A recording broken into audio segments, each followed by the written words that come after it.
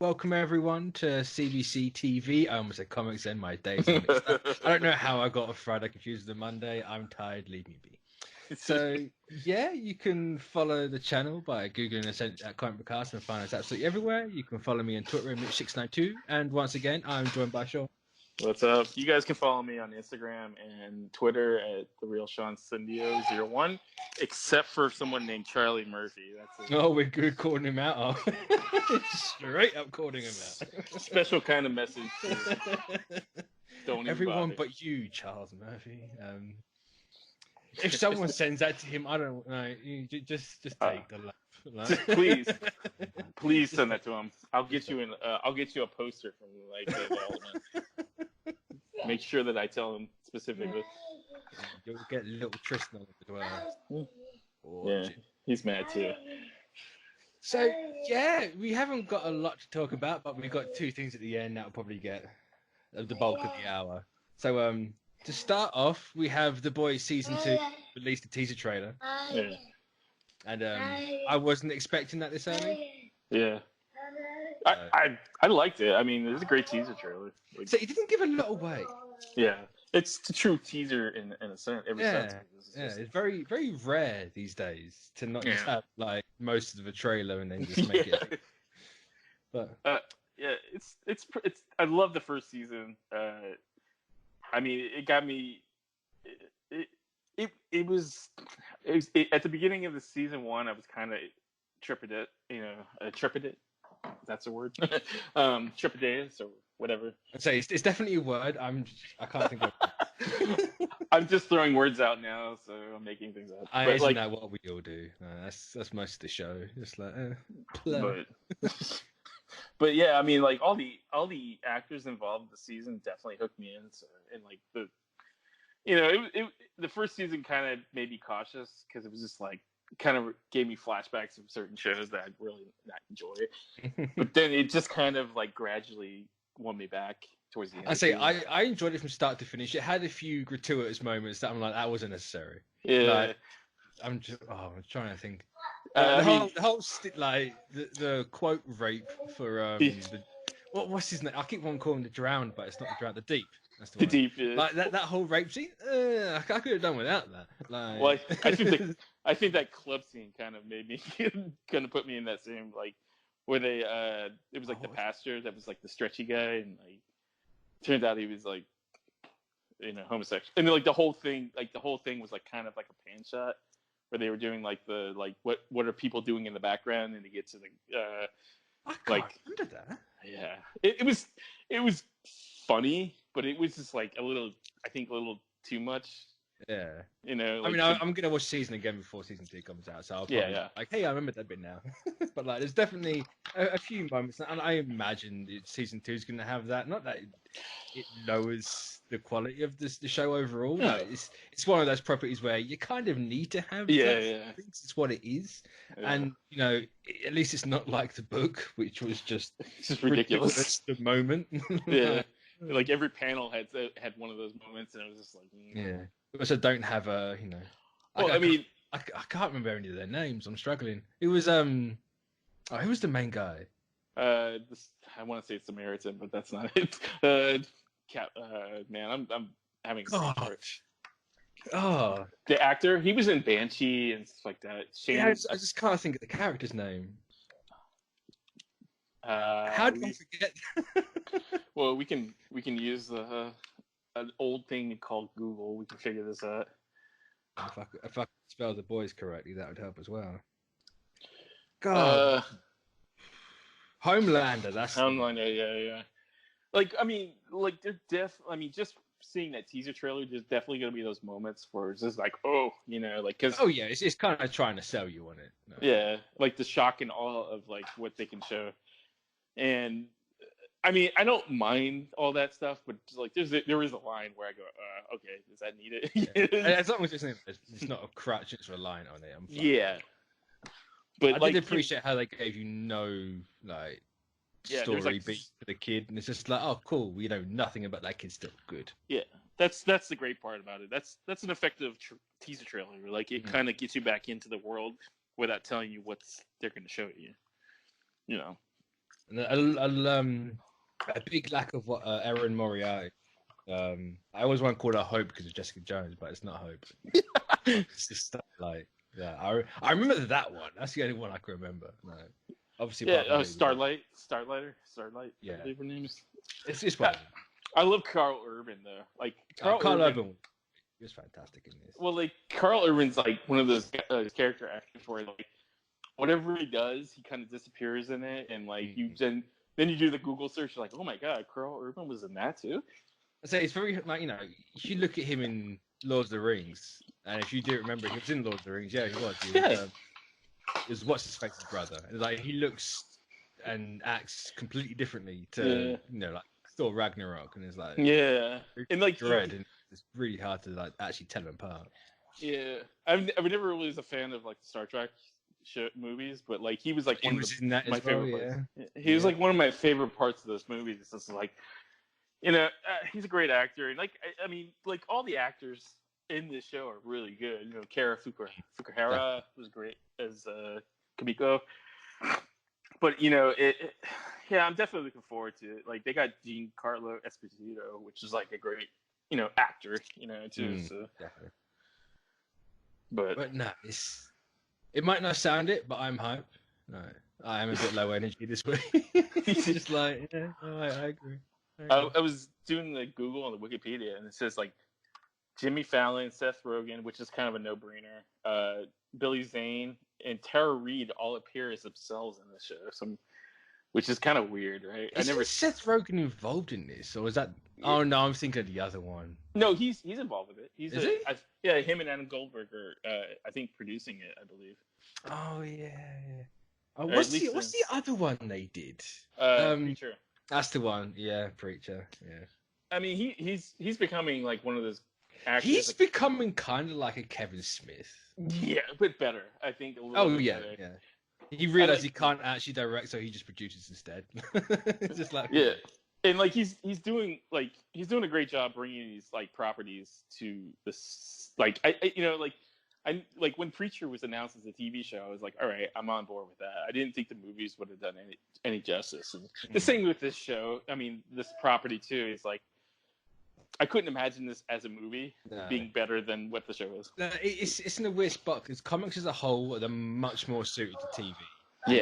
Episodic form, because obviously they are episodic, but obviously some people have to be in movies and some can be TV. A lot of indie comics I feel have to be TV. Yeah, they're too like focused and character driven, and there's a lot more stuff.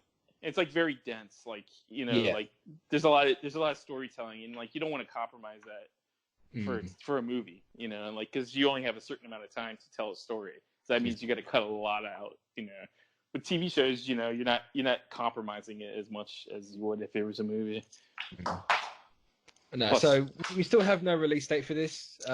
It's still 2020, but I assume with this coming out this quickly, we might be getting a trailer. I imagine at CCXP this weekend. For sure, yeah. So I would say. I was just going to ask when do you expect it to be released? Because July. Really? I think so. I think it was a long way away. Wasn't the first season came out right around that time too? Like, and they did kind of a similar thing where they were like teasing this for a while, and then like it just hit on July. I don't know. That's just my guess.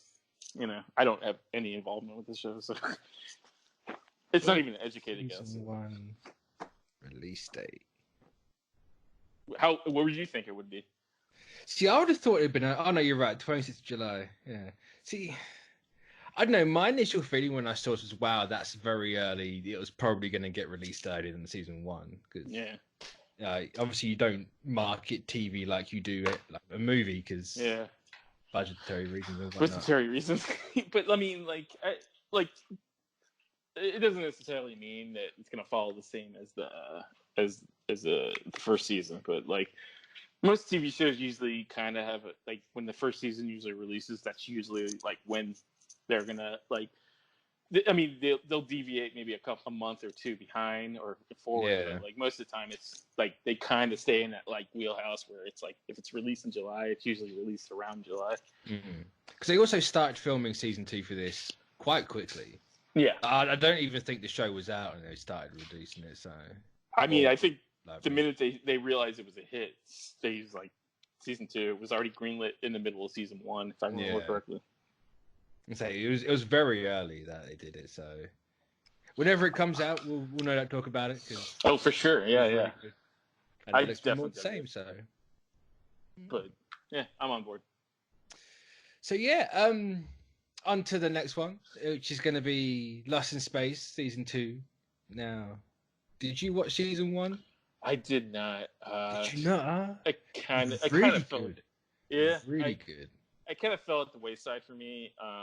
Like I just there was like so much going on at the time, and I heard a lot of good things about it though. So it's very, very like the budget on that thing was huge. No wonder Netflix are losing money if they keep throwing that. I mean, that robot looked fantastic. Yeah, I mean, from everything I heard, it was a great. Like, it seemed like a great show. I just never, like, I kind of never really got into like that because I mean, like, Lost in Space is kind of older property. I've watched. I think I watched the original movie years like when like toddler, and then I remember the remake of it. Yes, that was a bad. I was so bad. So it's like, I was never really a fan of either, but I feel like they've done something different with this. Yeah. Or that the first season, and then like it was really good, and this just looks to be more the same with it. So. Yeah, I mean, it definitely looks interesting. I'll probably catch. I mean, I don't have Netflix anymore, so like, if I'm watching stuff like that, it's usually. I mean, hey. Else. This comes out on December 24th, so you know if you need a Christmas present from someone, there's a Netflix account. Like, hey, give me Netflix. Like, I'll just try the 30-day trial thing. I mean, there is that. You know, there is The Witcher and there is this in 1 month. So yeah, I'm definitely catching The Witcher for sure. Man. So that's out soon. That's coming out real soon. Yeah, it's coming around the corner, right? Mm-hmm. Actually, I want to say it's the 12th, but I'm not sure if I'm confusing that with something else. Yeah, I mean, I wouldn't doubt that it's out as soon as, because I mean, like I think the final trailer was recently, right? I think the final one might be at CCXP. Oh no, I tell a lie, it's the 20th. That's 4 days before Lost in Space 2 comes out. So they're not giving either one time to breathe. It's just here, have content over Christmas because Disney Plus came out and we want you on our service. Well, that's good for me. I mean, that 30-day trial, I can just binge all that stuff and then cancel it again, you know? So you got a ton to watch, so it's fine. I mean, there's nothing, like, this is pretty slow season when it comes to, like, my job. So, like, between now and January, I got a lot of free time. Which is weird because you currently have 2 shows in the go. Yeah, I mean, stuff like this, I mean, like, people, like, they still film stuff, but, like, I'm kind of, like, in a holding pattern at this point. Like, just so if you need me, you know where to call me. I will email you and text you as soon as I can. 1 week later, it's like, oh, sorry, I was busy. So you need what now? Oh, that's cool. That's fine. I think I know a guy out there. Yeah, I mean, I'm definitely gonna watch him for sure. So I really enjoyed season 1 of Lost in Space. I think it was a short one as well. I think like for the budget they proper cut it down to like 8 or 6 episodes, something like that. So how long is the episode? So like, I think they're a full hour. Okay, that's not bad. They didn't do the Disney route, and thank God Netflix, you did something right. The Disney route's killing me. But we'll get to that in a little bit. No, that's really somebody is not sure. Slightly salty about it, but yeah, I think we'll move on from that because there's not much to talk about. It's very much more the same, you know. It's very much help Will Robinson from dying because apparently that kid dies every breath he takes. Swear to God, I hope he's got really good insurance, man. Like, I mean, there's insurance out in space. I hope there is. I mean, I heard Geico covers pretty broad. Covers everything and anywhere. And then Cosmic Geico. But right. Now on to something a bit I don't think Sean's gonna like talking about it. No, actually, this is kind of funny for me because that's interesting. But so yeah, Tigra and Dazzler. Some people might remember. I've seen a lot of like, this was the show. It's like, yes, a long time ago, Hulu did announce the Offenders, Yeah. and a series of animated series leading into an Offenders series. One of them was Tigra and Dazzler. And according to the trades, Tigra and Dazzler is still one of them, but Yeah. the showrunners and the writers are not going to be on it because Yeah. they have been fired. They straight up got the can. In I've seen what they turned in, and I can tell you exactly why. Like, it's a good thing that they got fired. I assume it was doo-doo. Oh, it was like beyond doo-doo, man. It was just like it just wasn't like. Look, I mean, they have a plan, and like they wanted to put quality into their shows, so like this just wasn't quality at all. Like, it was pretty bad. Anything anything you can like elaborate on? I mean, like just the handling of the characters and the writing, it was just terrible. Like, like it just was bad. Like I think it would have damaged it. Like, it wouldn't have gotten past quality control, but if it did, I think it would have damaged. Like, it would have been one of those. Oh, finally, they got so many hits. They finally got a loss. So So it would have been. I take it like that's sounding very This is a Scott Buck situation. We have actual control over, so we can just get rid of it. Oh yeah. I mean, this is a prime example of a Scott Buck situation. But like the problem is like the showrunners and writers were pitching one thing, but they gave us another. Oh really? So it just wasn't like it wasn't what they wanted, and like it's like here's an idea. Cool, yeah, we like that idea. Yeah, we couldn't think of what else to do for the idea. No. Yeah, I mean the test animation was great, but it was just like the scripts were terrible. What they were planning to do with the characters was bad. And like it was just all around. It wasn't. It was gonna have like. Yeah, it was just terrible, man. I can just say. What was the animation? Is the animation looking like the promo images they put out, or image, I should say, or is it more like the what if? It's sort of like what was the test images. I mean, it was slightly better, but it was like that's the aesthetic that they're going for the shows. So that's like cool. Everything's still kind of in play. It's just now they got to find a new writer and showrunner. But like, I would say get Kevin Smith, but that dude is busy. No. Yeah. I mean, all those other shows are still kind of are in place. So like, I think they were gonna to release this show first, but I think Howard the Duck is more further along. So I think that they're gonna like probably announce and further this one more. That's cool. Yeah, I mean, this is one of those where it's like it's something different. Like, sure, I might have forgotten about it because I blame Hulu or anyone for not even talking about this show in like what feels like a year. But it's something different that I think we need. Yeah, like people are obviously going to look at it and go like, well, who wants that? Who cares about that? It's like you say that for everything. Like no one needs anything. Like, you get what you're given and you enjoy it or you don't. Like, I always felt like these shows were kind of like the alternative to like what they're putting on D+, and like it's kind of like like this isn't necessarily a part of that MCU universe that they got on D+, and like not necessarily the shows that are going to be on Hulu, the live action shows. I think it was just like kind of an alternative to those shows. Like, I mean, like, and that's not necessarily a bad thing, like you don't want everything to be unified. Like, and I feel like this show would have pleased, I should say, everybody if it was like it just wasn't what they wanted. Like the company has an idea of what they want, and what was presented to them the first time was not what they got in the supposed final product. And it was just, I mean, like it felt like a high school writing, so to speak. Oh god. It was just bad, like it was just like you would think that all these shows, like everybody was pointing to the Kevin Smith Howard the Duck show as being probably like the one that they were least likely to watch. But then if you would have saw what we saw, you would have pointed to this. Like it was just terrible. It was terrible. And I was not surprised. Like, I was surprised. The only thing that surprised me is how long they got away with it. Oh, really? Yeah. Like, they, like, a lot of times it's like, you'll be sent stuff to look at and watch and read. They went like weeks to months without sending stuff. So that was a red flag for them. Is like they weren't getting stuff on time. Say that very much sounds like a bit of a panic situation. Yeah.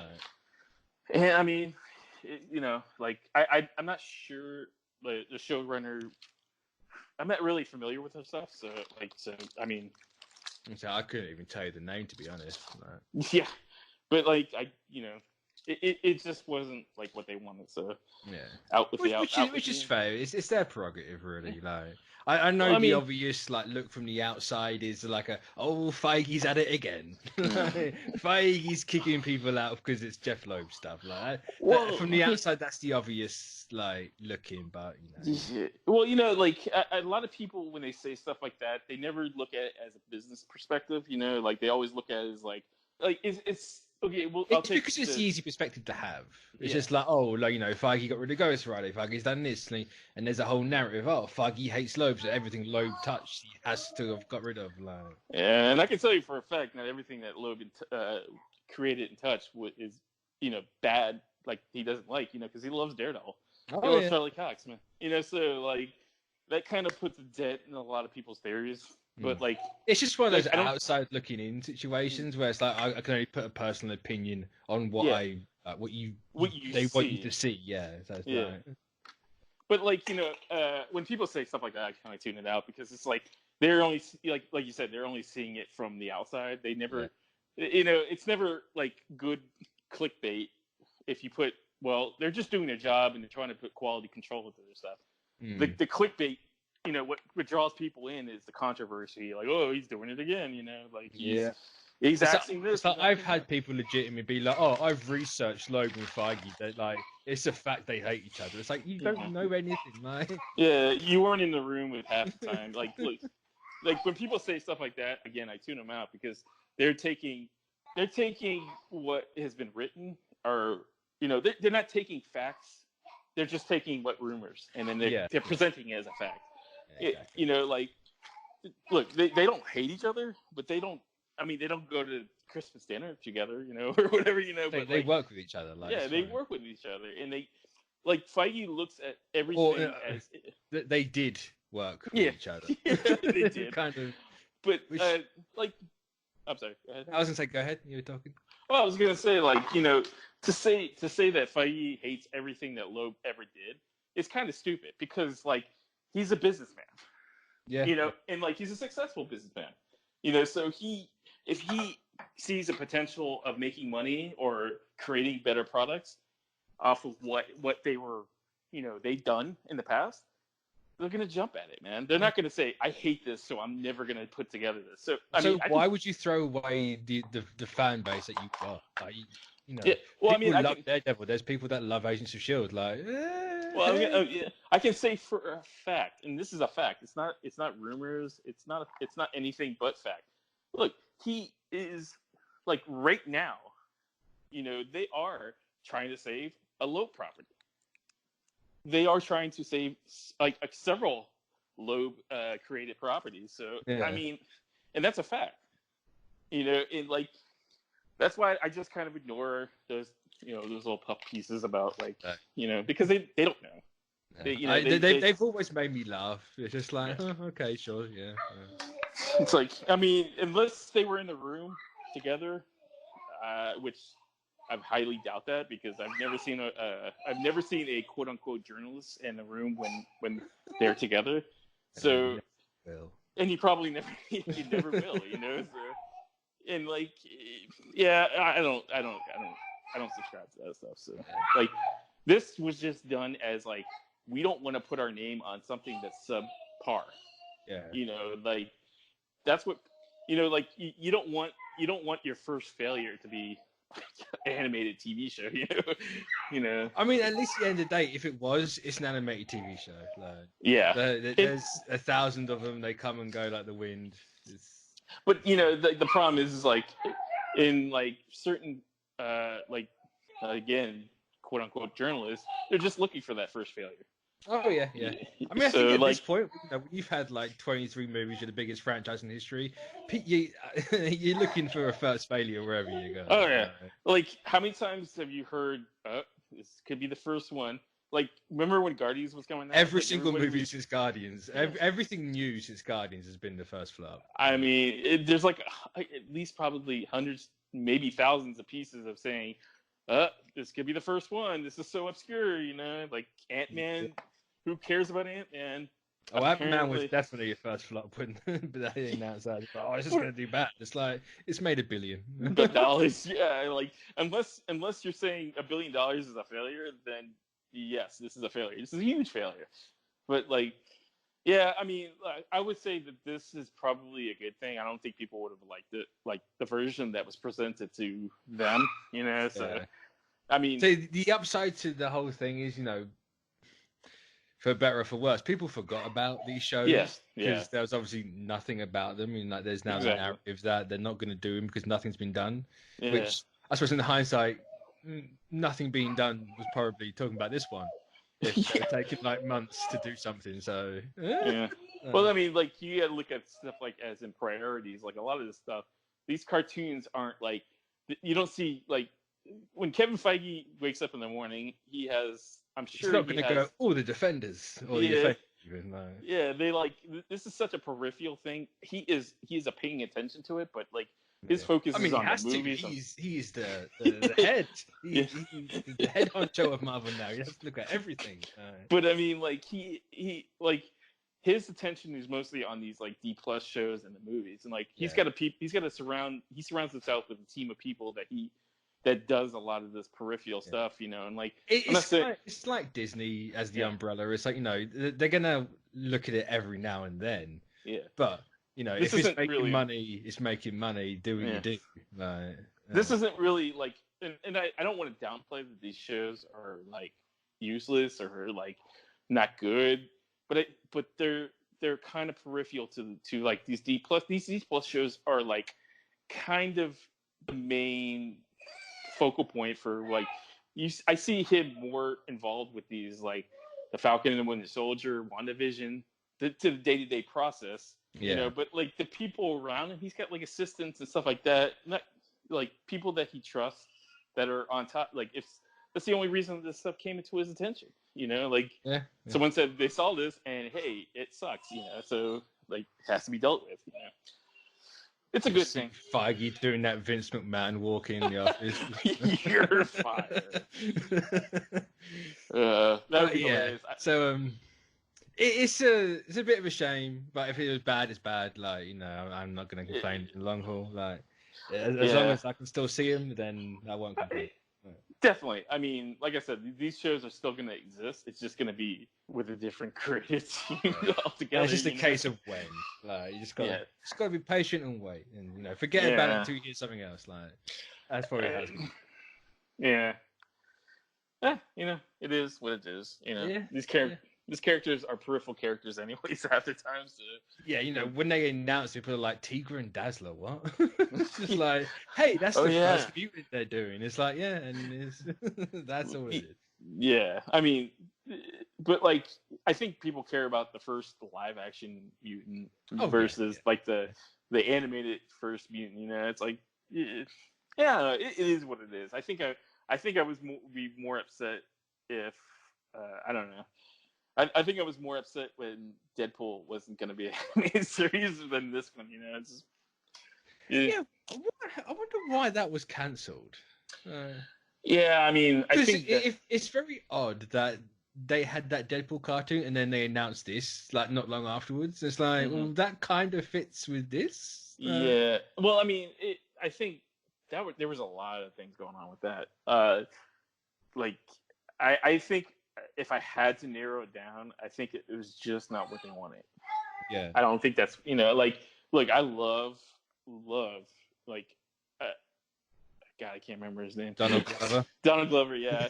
I love his sense of humor. I love everything about him, but like, maybe that just wasn't, like, I never really was involved with that too much, but like, you know, like maybe it just wasn't gonna fit into like what they were wanting to do with the character in that. So I imagine it was a similar situation, and they just decided to shelve it at the end of the day. Yeah, I mean, it's a shame. I think maybe one day people will see it in its entirety, but and who knows? Maybe that'll kind of rejuvenate that thing.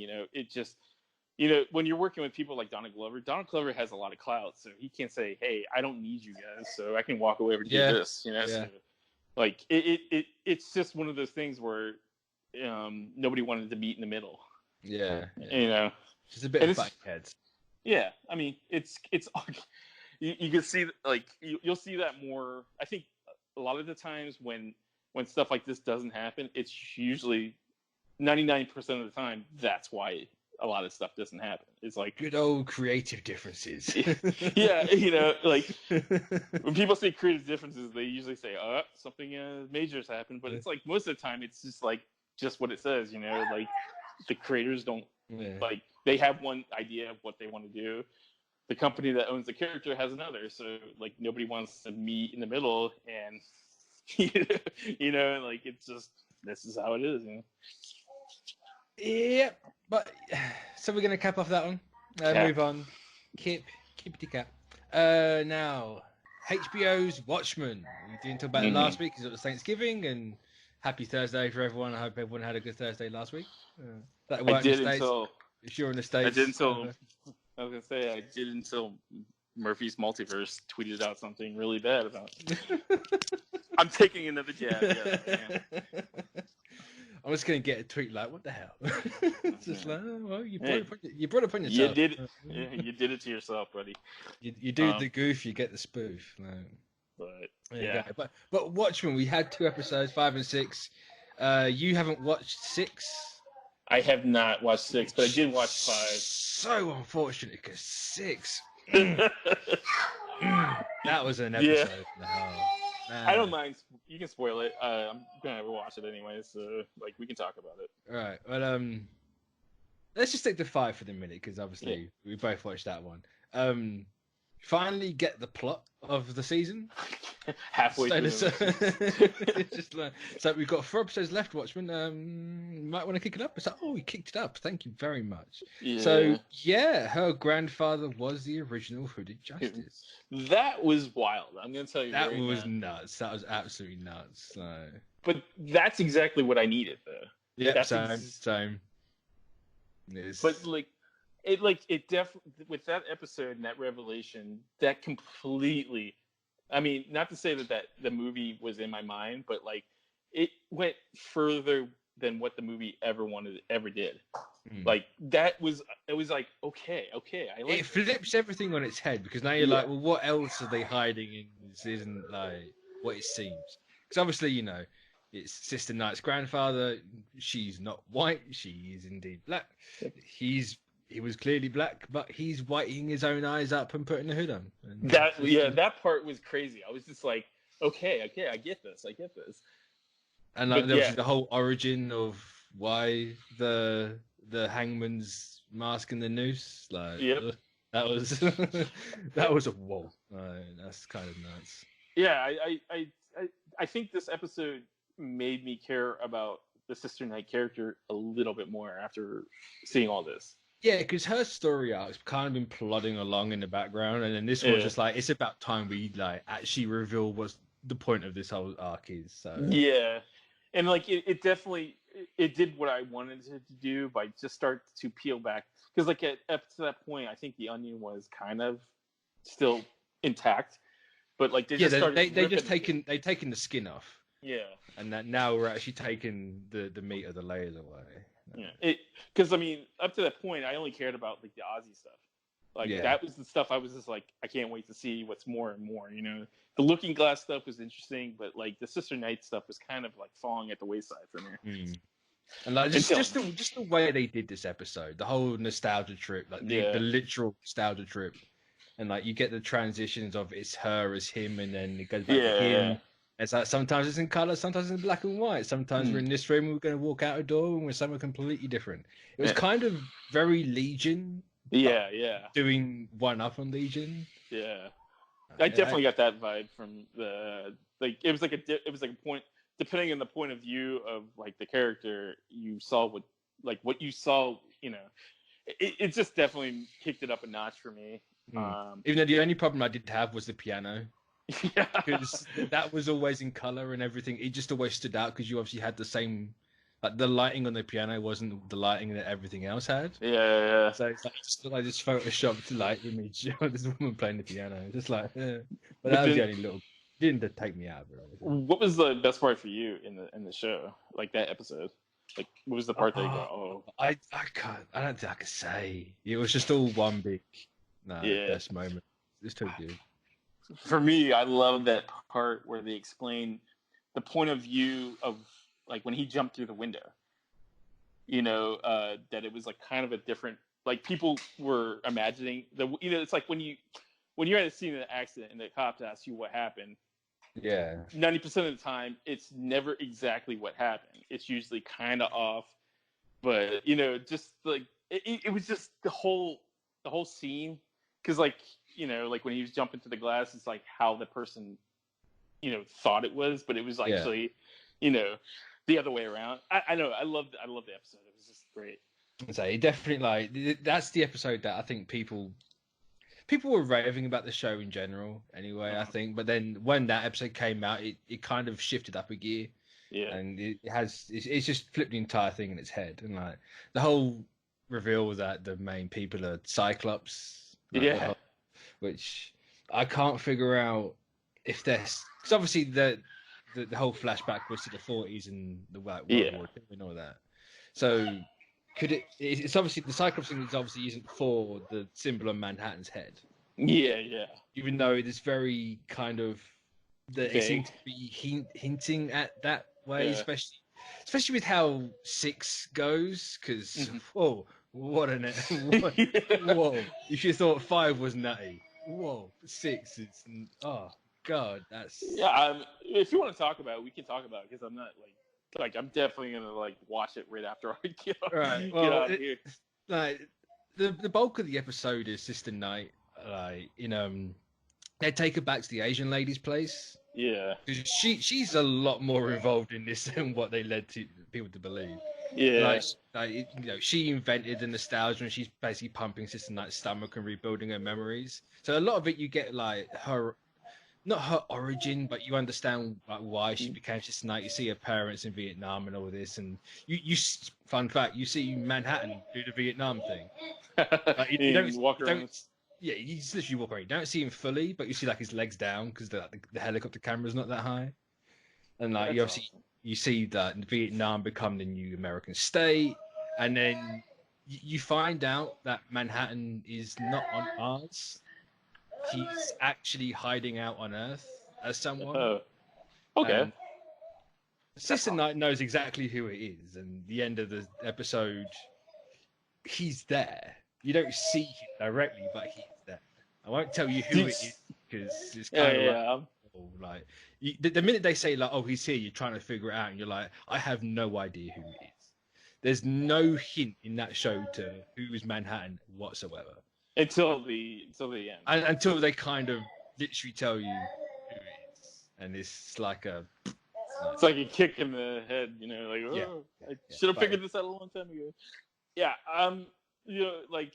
when we started watching the show and we started talking about it, the biggest point of contention for me was are they going to rely on Manhattan? Too much. Really haven't. He's had a presence. He's had a fairly big presence. He's never been the focal point, kind of until now. He's very much the reason for why things are happening, but I think that's expected and it has to be.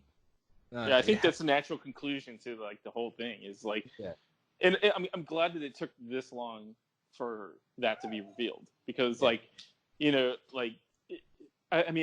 character is probably the most well recognized of any of the characters. Oh yeah.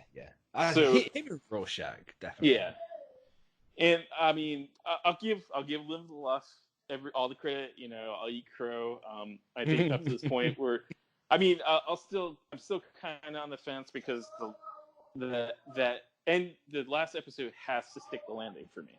Oh yeah. It has to.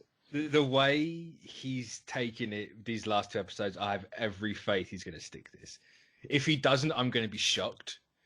Like, and never watch the show again. Yeah, basically, I'll be like, no, I'm done. Like, but just the way they, the first half is more world building than anything else. Yeah.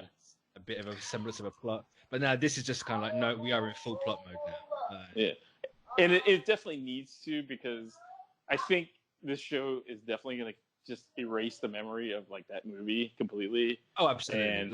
And if anyone says that movie's better, they are just straight wrong. Oh yeah. I mean, I'll argue them until they die, man. Because like, I think because I think that this show has done everything like 10 times better than that movie ever will. Absolutely. Like, even the slow episodes for me were much more enjoyable than the 2.5 hours of that movie.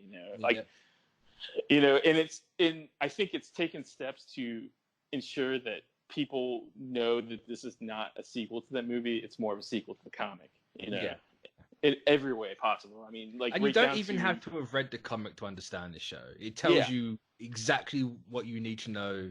It doesn't give you any of the fluff. Like, you just get it right. And I love. I'm gonna say this again. I love Ozzy's costume. Oh, you get more of it. Yeah. Well. What's the episode 5 was just all the flashback, wasn't it? Yeah, it was all the flashback. Well, episode 6, he's back in the costume in the courtroom with the gameskeeper is fantastic. That's the part I'm definitely looking forward to see, because like I've been like thinking like, who is this game master?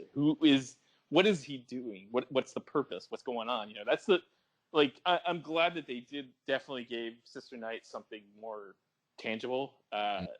Because she definitely needed it. I think her storyline has been put to the sideline up to this point. Oh yeah, and I think with what they've revealed, it's for good reason. Yeah. She very much has so far been the plot of everything. But... She almost feels like a plot device, almost. A little bit, yeah. But I love that episode, man. Like, the episode 5 was definitely like probably one of my favorites up to this point. Like, that whole reveal that Hooded Justice was a black guy, and he was doing like the reverse blackface. He's literally whitening himself up, and then he's finding out his son's doing it as well. It's just like, no, bad. But and it played off the whole how. Like what Grant Morrison set up with the characters, with the sexuality and stuff like that, and it was just like Morrison, or not Grant Morrison, but Alan Moore. I'm sorry. Oh, he's gonna hunt me down. You said that, and I was like, one of them's gonna get pissed. Like... Oh, I would believe if Alan Moore is still like on this mortal coil and listening to like. Oh, he's very much on this mortal coil. He's very much still here. He's much still pissed off about it as well. I'm more afraid of him than anybody else. Yeah. I'd really like to see Grant Morrison do Watchmen. Yeah, I'm kind of interested to see like if Grumpy Alan Moore is like, if he doesn't, I'm not saying enjoy this, but like gives it like the okay, because I don't think he said anything about this one. See, that's good though. I was gonna say silence is better than nothing. Yeah, because like when he's pretty vocal if he doesn't like it, and like I'm pretty sure this guy has been watching at least a couple episodes and like getting at, because he still says hate watching it, but deep down he's not.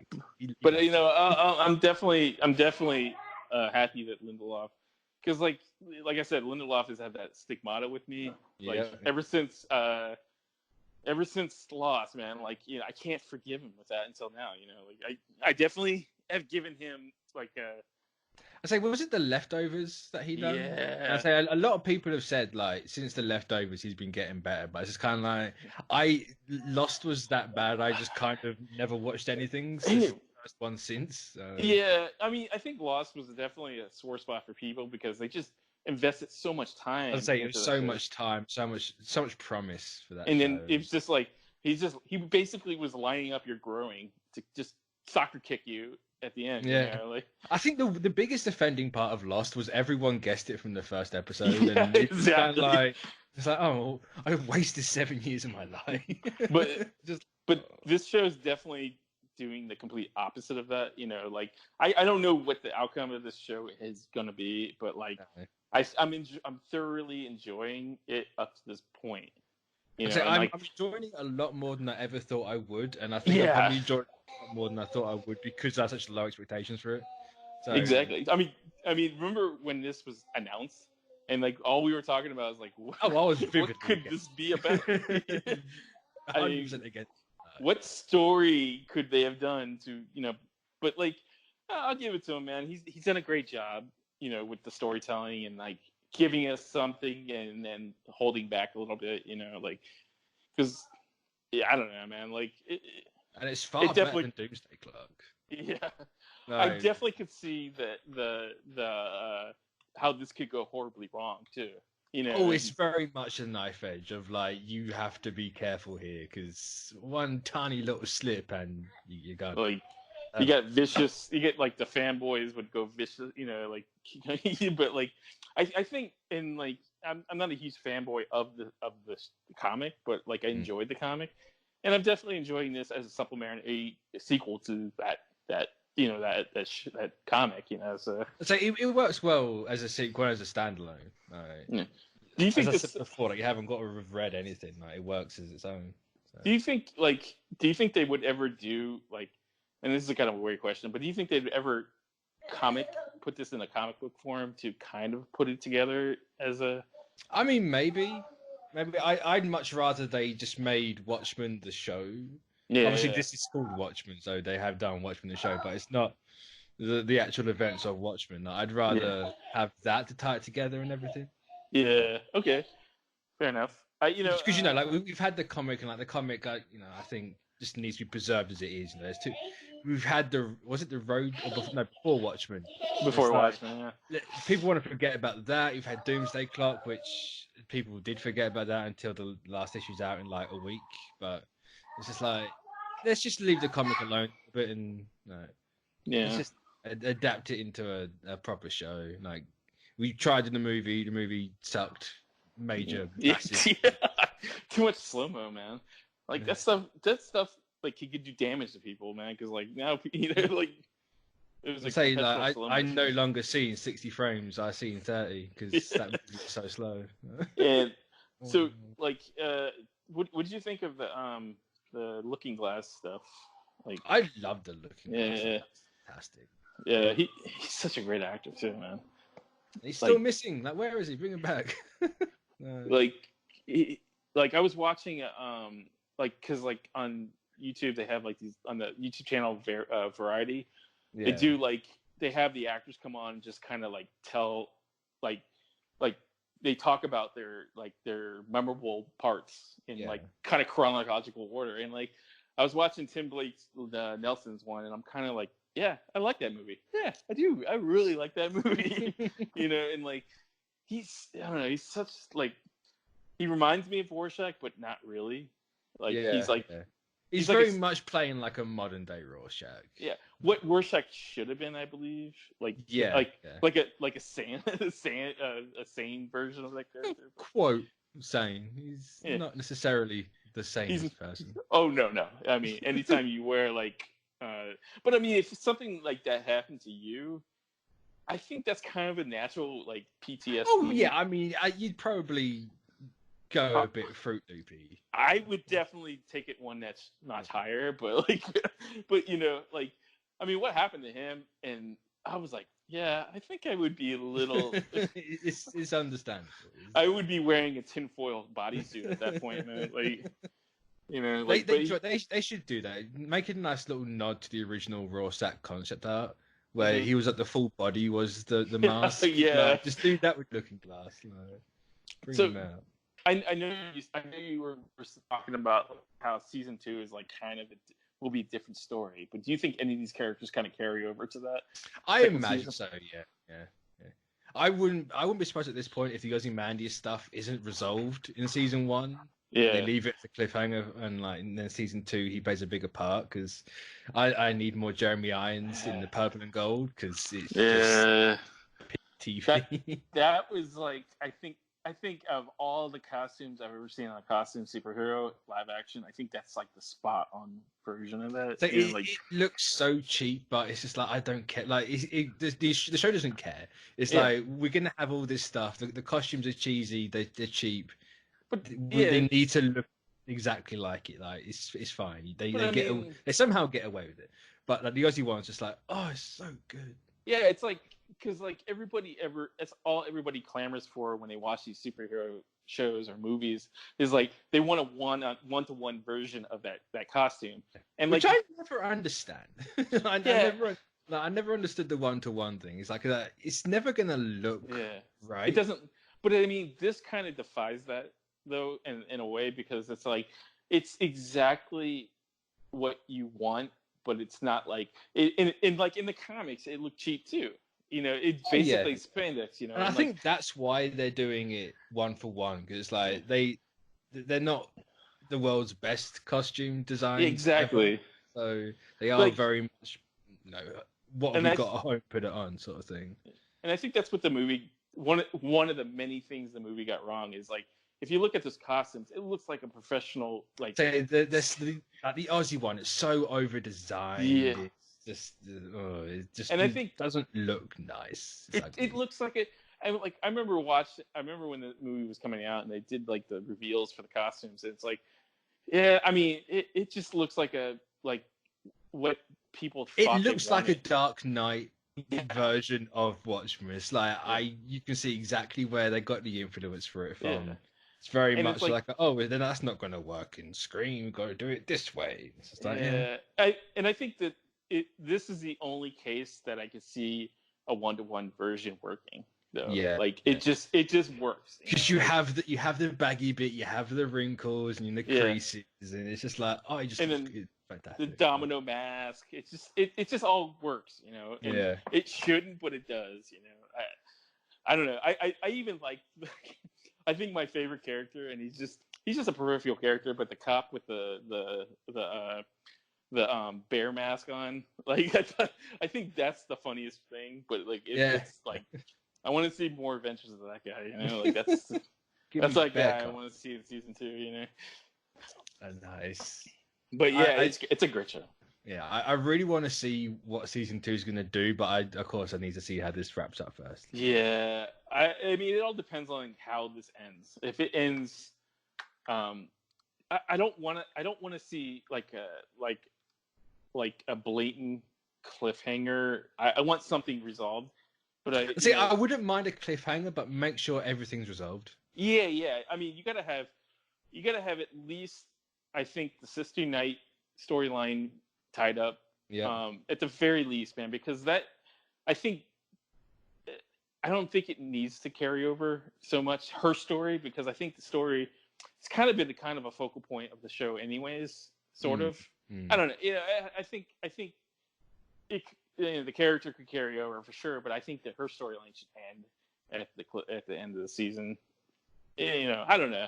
I mean, the Looking Glass one, I don't know where they're going with that. It depends how they leave it. Like, you could very much just wrap up Sister Knight's character and then not bring her back or whatever. Like, yeah, it's just at the same time, it depends how they handle it, because it could be a case of like they wrap everything up, they finish it, and it's like, I can see where her character goes next, sort of thing. Do you think this is kind of like an anthology type, like where this could just? I wouldn't mind an anthology series. Like you could do go city to city or something like that, And just the only real tie to the show would be Ozzy's story, because it just kind of naturally carries over. But if the Dr. Manhattan thing is kind of closely tied to the Sister Knight stuff, then I think that it might very much tied. Very much tied. I don't think that it's gonna be like her story's over. If they're not just not gonna like carry the Dr. Manhattan stuff over. They're definitely gonna do it. Oh yeah, he's too big, literally. But I don't know. Of all the people, I think the most expendable one is kind of the Looking Glass character. Yeah. Kind of. I'd be upset to see him go because he's such a good character, but No, yeah. If we had to take one away that made sense, I think that's the only one that kind of unfortunately, but that's just my opinion. All right, we're gonna end the Watchmen talk there. So hopefully next week Sean will be all caught up and we can talk about definitely everything. Because oh my god, I was sitting here like, please have watched. I need to talk about it. Like, no. I'm glad you find it funny, baby Tristan. Yeah, glad you find it funny. He was part of the reason why I couldn't watch these episodes. But damn kids. Yeah. But, yeah. So next up we have the Mandalorian, as we do. We have 4 and 5, is it? Yep. Yeah, 5. So 4 and 5. We're gonna start at 4. The old the shock trooper, the tropiest of the tropiest episodes. So, I love this episode though. I really enjoyed it. It was very tropey. It reminded me of the samurai. Like 12 Samurai. I say it's just tropey. You can't do a Western inspired show without doing a Seven Samurai, Magnificent Seven. No, you can't. If you miss the opportunity, something's going to feel missing. Yeah. But the show is definitely. I think when I was present, the way they presented it, it was like Seven Samurai. I think it does. The show in a whole does what Star Wars should have done in the first place. Yeah, it's very much original Star Wars. It's taken from the Seven Samurai. It's taken from Magnificent Seven. It's those two things took from themselves anyway, or those two genres. So always like a weird Ouroboros situation. So it's nice that it's gone back to its roots, and it's just like, this is what Star Wars is. Yeah, it's Lone Wolf and Cub and Man with No Name tied together. Yeah. Also, episode 4 spawned so many Baby Yoda memes. We had a ton before, but now we have a new tea sipping meme. Yeah. So I was talking to a person recently, and they asked me a question. It's like, did they when they created the character, did they realize that what they had? And I'm like, absolutely. They must have. You don't hide merchandise when you don't realize what you got. You look at the Baby Yoda thing, and it's like, it's money in the bank. It's what they were trying to do with Rocket Raccoon, but like it works because like my wife loves that. She saw it. She's like, "Oh, he's so cute." I was like, "Yep." It's those eyes. This is the damn eyes that you do. I was talking in the Discord about this. As a human race, we have cracked the code for cuteness. Oh yeah. Give big dark eyes and make it a child. And little floppy ears. Done exactly. It's just like little. Yeah, and with this episode, it introduced a new character too. Actually, several characters. We had what's her name? Kana or something? Gina Carano. No, the character's name. I swear it was Kana something. I think it might have been that, yeah. I don't think they even ever state her name. I think they said it once, but like... they did as a very much like you blink and you miss it sort of thing. I love the beginning of this episode, though. That was like one of my favorite parts of this episode. What, where he's just like doing what he's not supposed to do. Yeah. It's like, no, I'm going to walk with you regardless. It reminded me of Lone Wolf and Cub, like. It's just adorable. Yeah.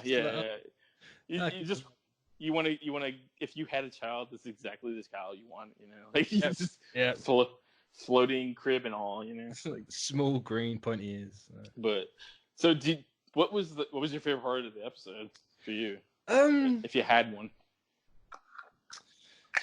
Part of the episode. I'm not sure, to be honest. Probably I might agree with you actually. Like the opening, just a little Baby Yoda shenanigans. Yeah. Everything I think is fantastic. A bit more world building, I suppose, as well. The whole, she's a shock trooper. Like, I always thought shock troopers were just limited to the Empire. I didn't realize the Rebellion had them as well. It's nice that they're going like, this is after the war. It's been a few years. Like, you're obviously going to get people like her in places. The like mercenaries, that. Yeah. I'm just God, man. I keep looking at the design, and I go, this is way better than Boba Fett ever was.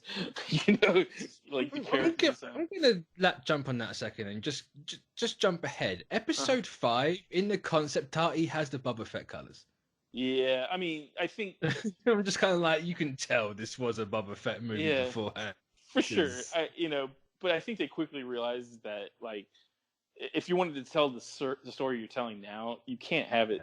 It'd be too distracting with Boba Fett. Yeah, I think people would be like, "Oh, Boba Fett," but like, I think making it an original character was probably the right idea. Right play. Also, like, people are jumping on the whole, "Oh, this woman can shoot," and we don't get any stories. Like, that's part of the trope of that Western and that samurai thing. The widow that knows how to do the stuff. Surprising, like, it's just a thing. Like, if it was a guy, you wouldn't have said it. So calm down. Yeah, I think that's just a nitpick in my book. I think it's just like, if you understand anything about film, then you would understand that this is. I mean, you look at every film. It's basically, there's like maybe 5, 6 templates and everything. There's nothing original anymore. So everything, like, there's nothing. I mean, it does what some shows do or some movies do, but I think it does better. It does. I don't know.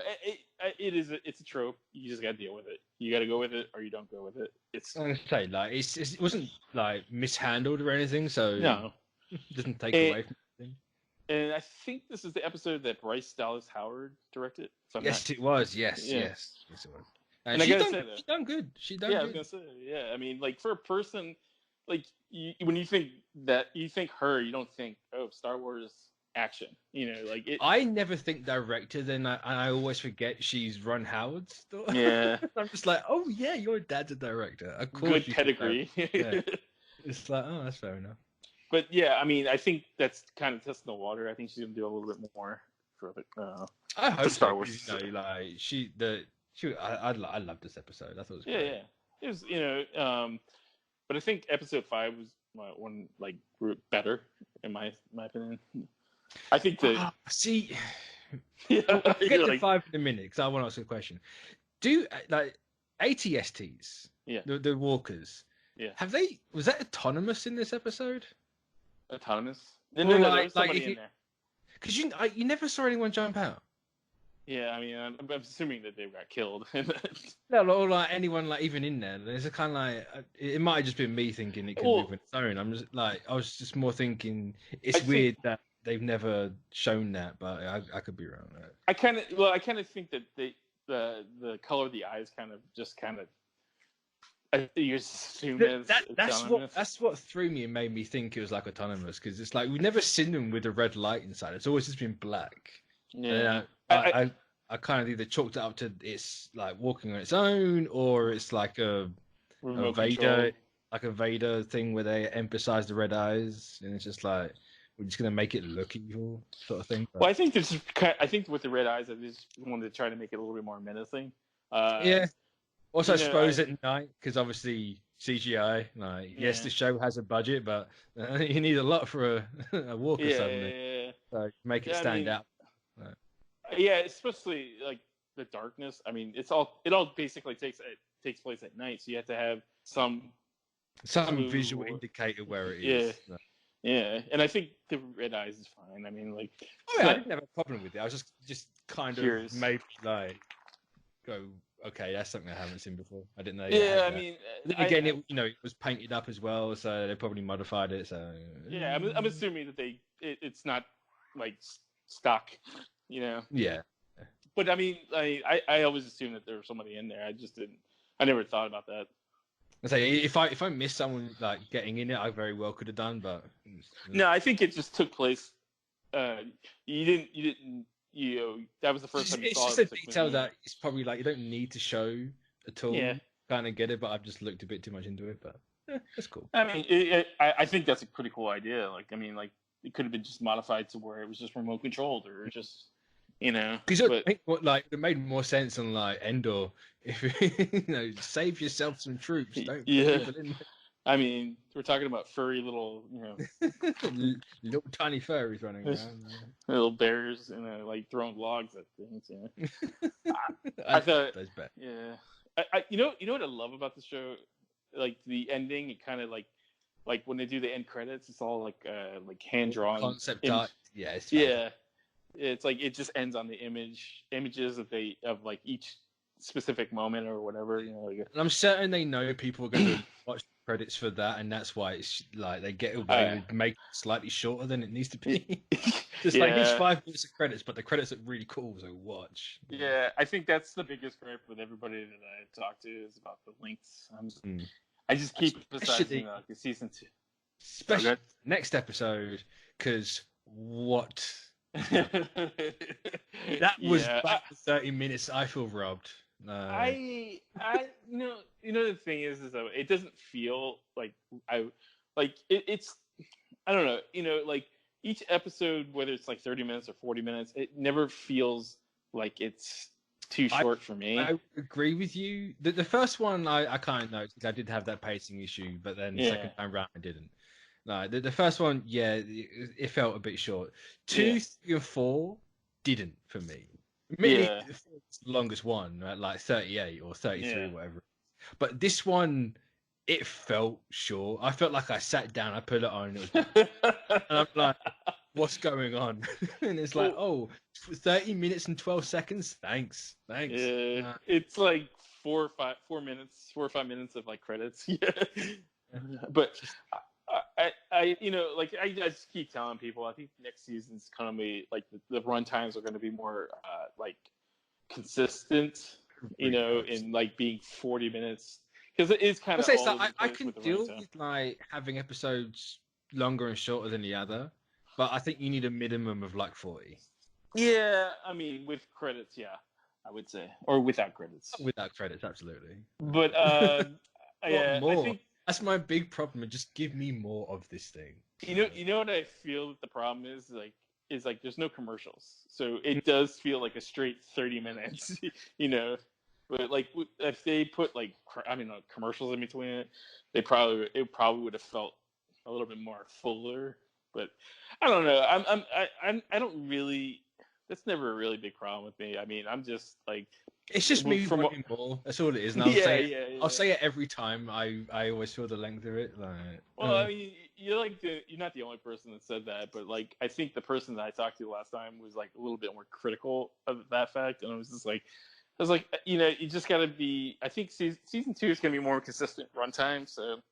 It's like, I understand, like, you know, this season is a test. Obviously, it's a test. It's their first thing, like first original for the service ever. So obviously you don't really want to throw everything at it straight away because you need to gauge, especially if like people don't like it. Then what you're going to do next? You can't do a season 2 to recoup anything. So you know, it's luckily, you know, and I imagine. Well, I say imagine, like they're full well going to be looking at what people are saying, and if the length's the biggest thing, then hey.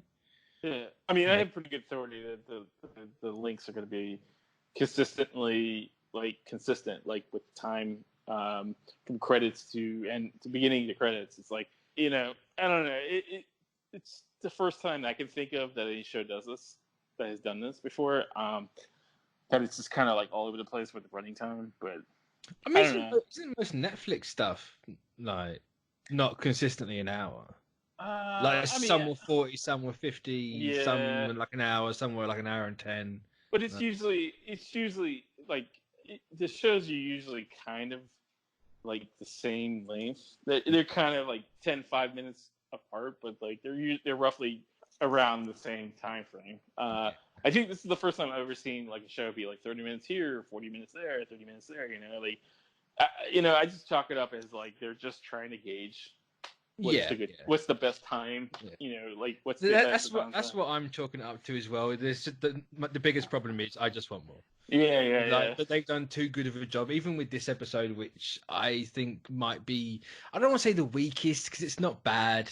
It's not bad by any stretch. It's a really good episode. But with the episode 5. Yeah. I think it's definitely. I don't know if I want to say it's the lowest of all of them. Cause it's a slower pace for sure. You spend a lot of time it's the most fillery, I think, because you know it's a very typical like, oh, we start off with a dogfight and he has to land. I didn't like. I'll be honest with you. I didn't like the other bounty hunter character. Yeah, he wasn't that strong. Yeah, I felt a little too whiny, to be like you're talking about a guy that wants to be or like a bounty hunter, but he just keeps complaining and whining about things, and maybe that's just the character itself. Yeah, no, I feel it. Like, I did wonder, something that's put me off about him, and I think you nailed it there. Yeah, I think that was the big part for me. Like, and then the second part was just not enough. I can never pronounce her name, but like Ming-Na Wen. Yeah. I mean, because she was good in this for someone in her 50s. She can move. Oh yeah. She's beautiful, man. It's like Asia, can you share the secret, please? Yeah. I know the West doesn't deserve it, but share the secret, please. Believe me, I've been trying to crack it for the last 5 years. Like the secrets are safe with them. Like you're not gonna say anything. See, all right, one day she's gonna tell the kid. She has to tell him that because he's part of them, and then you can be like, I'm part of you. Like, you are me. Tell me. I will be like, so what do you want for Christmas again? And then you can just tell me like no, but I mean, I can just go on and on about this because like her mom, beautiful, like, and she's as old as my mom, and my mom, it looks. I love my mom to death. Very mama sure. She looks her age, and I say that with all the love in the world.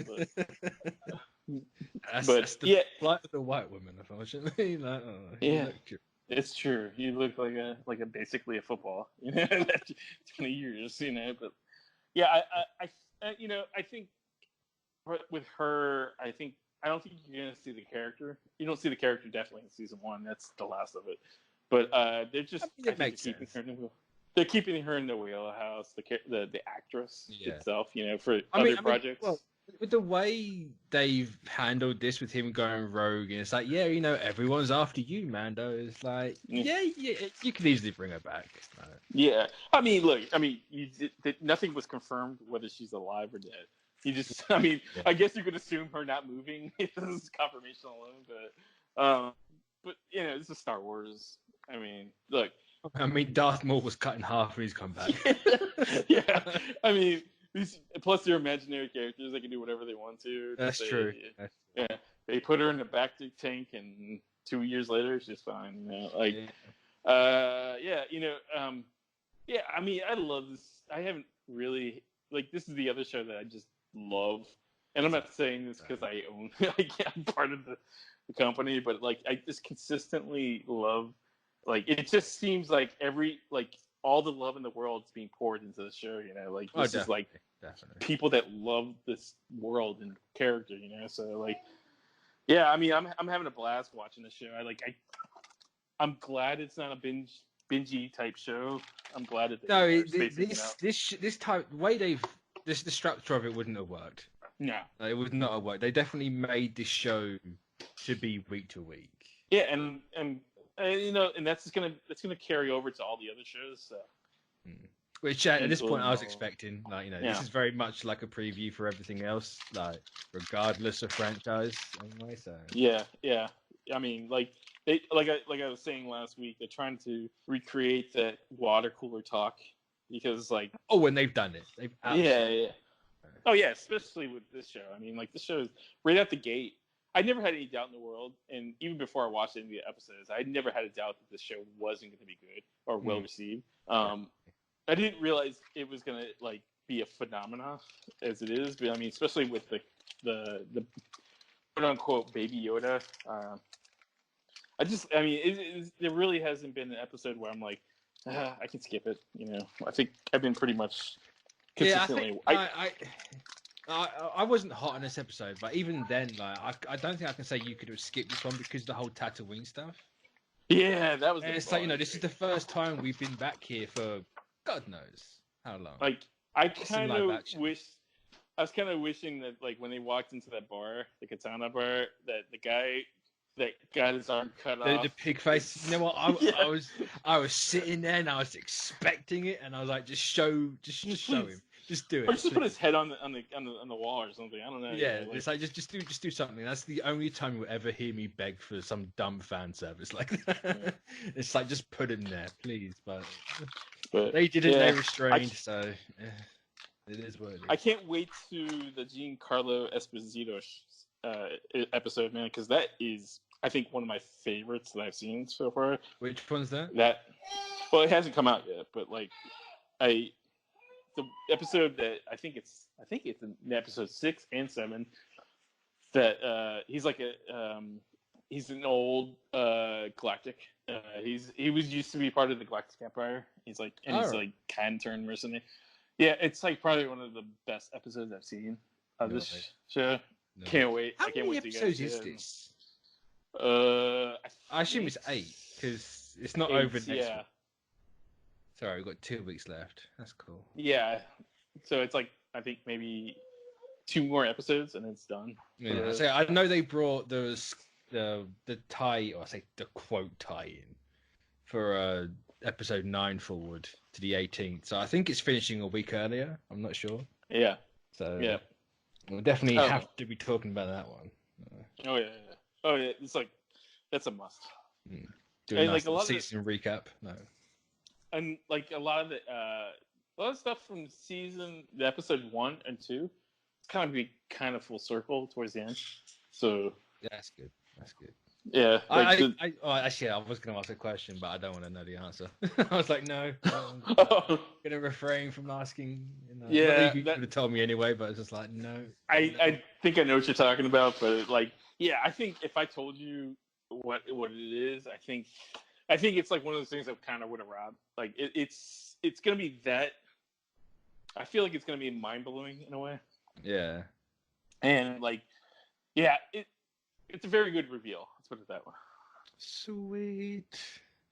But yeah, so that's gonna be our Mandalorian talk for this week, and it's just as good as it was week 1.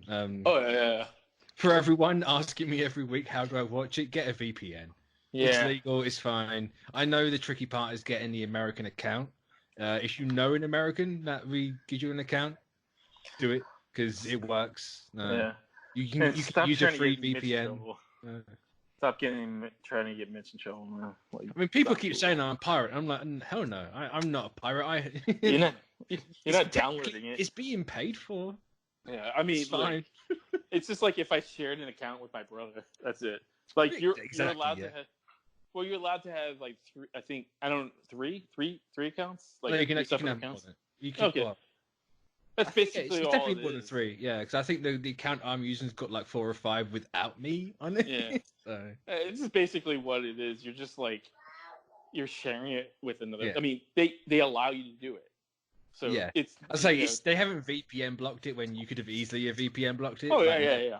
So they obviously know they had something on their hands that people want to watch across the world, but thanks Sky, and it's definitely Sky because Endgame's out on Sky Cinema this Christmas. So yeah, poo-poo on that. Something that kids under 13 can't hear. Thanks YouTube. But, sorry. Strike that from the record. What's that? Oh, I just say strike that from the record. Huh? Yeah, definitely. Just like, but yeah. So if you get there's ways you can make like an American account on and whatever. So you can do it that way. It's just have people lend you. I mean, like as long as the other person's paying for it, I don't see what the big deal is. I mean, you can you can make like American PayPal and do it that way. Like there are articles out there dedicated to how to get the Mandalorian outside of the US this way.